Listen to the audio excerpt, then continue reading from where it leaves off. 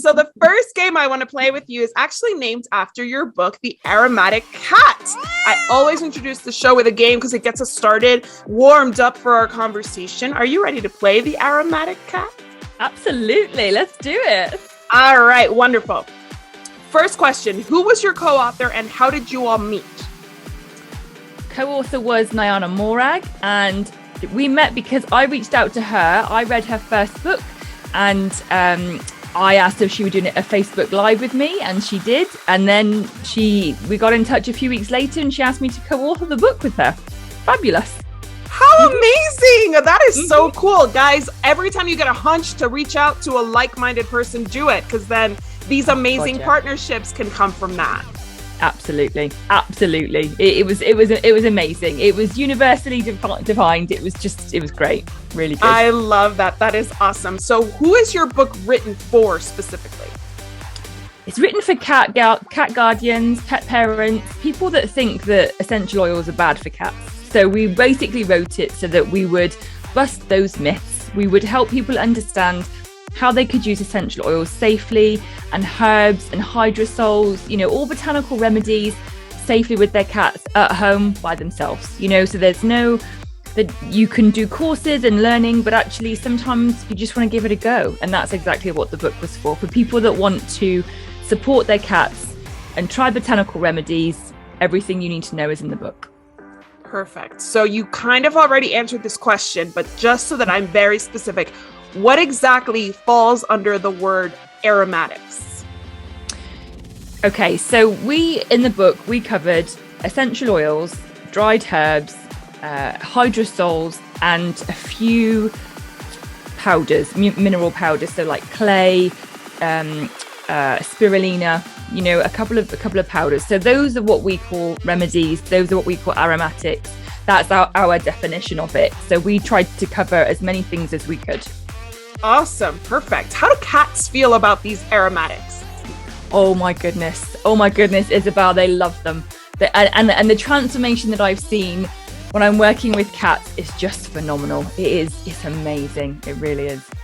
One of the things that I learned from some of the interviews you've done and some of the reading I did on your website and your Instagram is something called self-selecting. Can you tell me what that means? Yeah, so self-selection is basically where animals can pick and choose the remedies that they need. They can go to herbs and plants and flowers or muds or clays, and they know what to do with their body and how to do it. So for example, like parrots, they will get a certain type of dust, like a certain type of clay, put it underneath their wings to get rid of mites. So with cats, if they have access to it, they will pick and choose which remedies to work with. So because we've domesticated our cats and brought them inside, that's why we wrote the book, to help people bring these remedies and things into the home. Because if your cat was able to go outside, they would brush past a rose bush and they would inhale the scent molecules of the rose, and it would calm their limbic system, their nervous system. But because cats, a lot of them are indoor or they don't have access to things outside, they can't do that. So it's basically an animal's innate mechanism to know what it needs to heal. That's what self-selection is. I love that. That speaks to me so much. There's a consent aspect of that, right? Like where they are choosing to take this in. It's also them listening to their own body. Who knows their body better than the person or cat or dog? I love that so much. So in what ways, other than the self-selecting, which you described as placing something in front of them so they can choose, what is placed in front of them? In what ways are these aromatics displayed or offered or prepared? Okay, great question. So that really is about what does your cat need? So I always start with dried herbs because they, in terms of concentration and strength, they are the softest, the gentlest, their energy is really light. So in terms of concentration, you've got dried herbs at one end of the scale and essential oils at the other because they are heavily concentrated. So for me, I use dried herbs to start with, and I put down a towel or a blanket in a lovely quiet space in the home and put a good pinch of a dried herb. So for example, like we all know most cats like catnip. So let's use that as an example, but you can use so many others.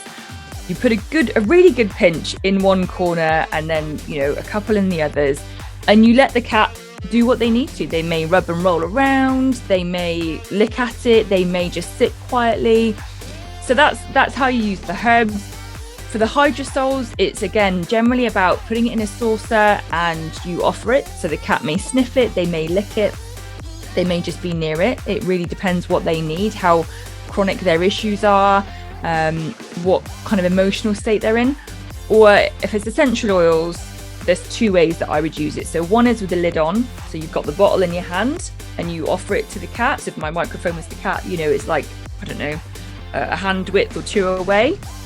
And the other way is that you put one single drop of essential oil onto a piece of fabric and put it on the floor, because then you can, again, let your cat choose whether it needs to sit 1 meter, 2 meters away from it, whether they need to sit on it, whether they need to inhale it, whether they need to lick the piece of fabric. They will do whatever they need to if you let them. So you're absolutely right. The point you made before, self-selection and using remedies is all about giving the cat a choice.